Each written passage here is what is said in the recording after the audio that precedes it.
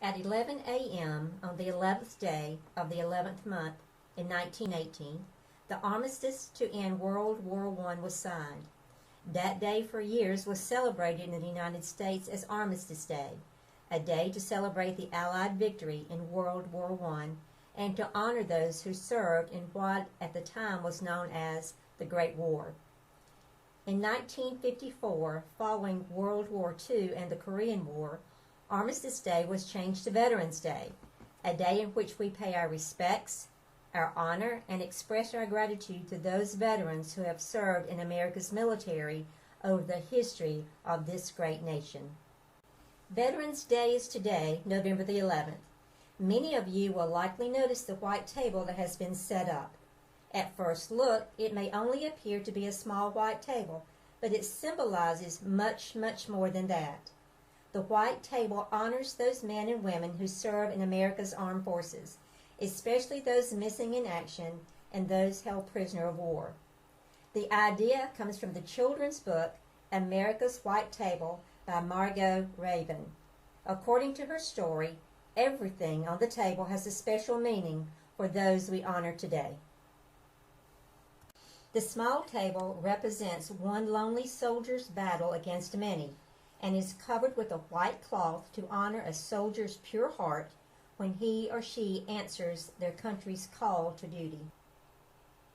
The lemon slice and grains of salt on the plate show a captive's bitter fate and the tears of families waiting for the return of loved ones. The empty chair at the table represents the missing soldiers who are not there. The black napkin stands for the sorrow of captivity, and the upside-down glass is for the meal that won't be eaten. The white candle stands for peace, and the red rose with the red ribboned vase represents the hope that all of our missing will return someday. Near the end of the story in the book, the little girl traces the words "hero" and the grains of salt on the table to indicate that every man and every woman who serves America is to her just that, a hero. Today at Crescent, we honor those heroes who have, are, and will serve our nation through the armed forces. We express our thanks to all veterans who have consistently and honorably answered the call to defend our nation. Thank you.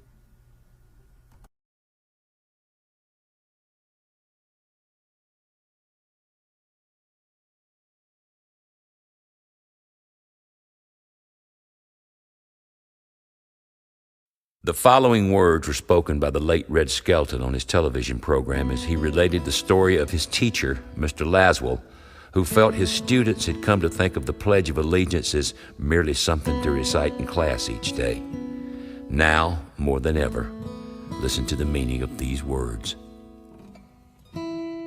I've been listening to you boys and girls recite the Pledge of Allegiance all semester, and it seems as though it's becoming monotonous to you. May I recite it and try to explain to you the meaning of each word. I, me, an individual, a committee of one. Pledge, dedicate all my worldly goods to give without self-pity. Allegiance, my love and my devotion. To the flag, our standard, Old Glory, a symbol of freedom. Wherever she waves, there's respect, because your loyalty has given her a dignity that shouts, freedom is everybody's job. United, that means that we've all come together. States, individual communities that have united into 48 great states, 48 individual communities with pride and dignity and purpose, all divided with imaginary boundaries, yet united to a common purpose, and that's love for country. And to the Republic, a state in which sovereign power is invested in representatives chosen by the people to govern. And government is the people, and it's from the people to the leaders, and not from the leaders to the people. For which it stands one nation. One nation meaning so blessed by God, indivisible, incapable of being divided, with liberty, which is freedom, the right of power to live one's own life without threats, fear, or some sort of retaliation.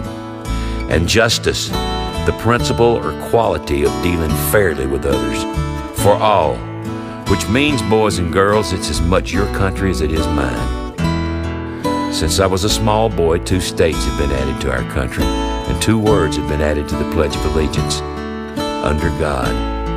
Now, wouldn't it be a pity if someone said that's a prayer, and that it would be eliminated from schools too? God bless America.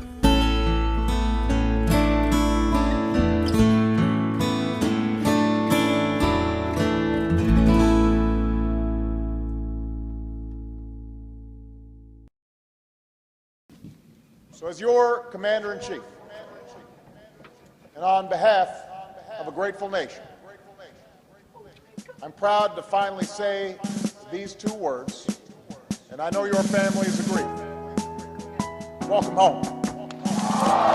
Welcome home. Welcome home.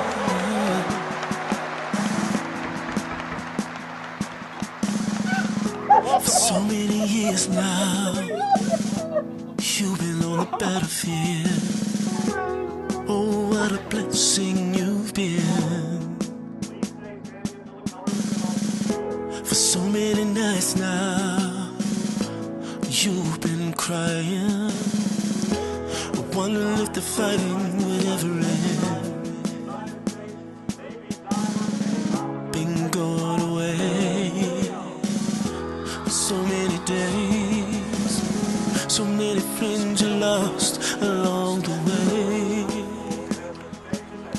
Yeah. And you had to walk through the rain, you had to run and not faint, but your race is over now.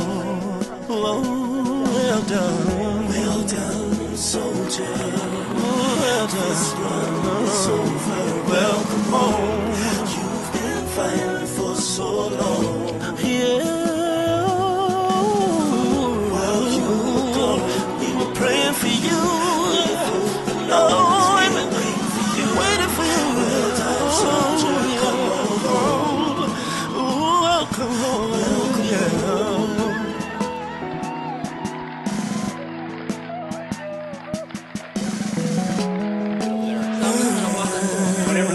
So the plan is to call a fake tech on the coach, and then we're gonna have Derek go out to the For so long, 2 free throws, and then that's when we'll had to stand tall.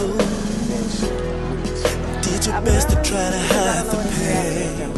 Did your best to try to hide through the heartaches, through the struggles. You still had to give your all. Kept pressing on even through the storm and rain. Yeah. Been gone away so many days, so many friends you lost along the way. You had to walk through the rain, you had to run and not faint, but the race is over now.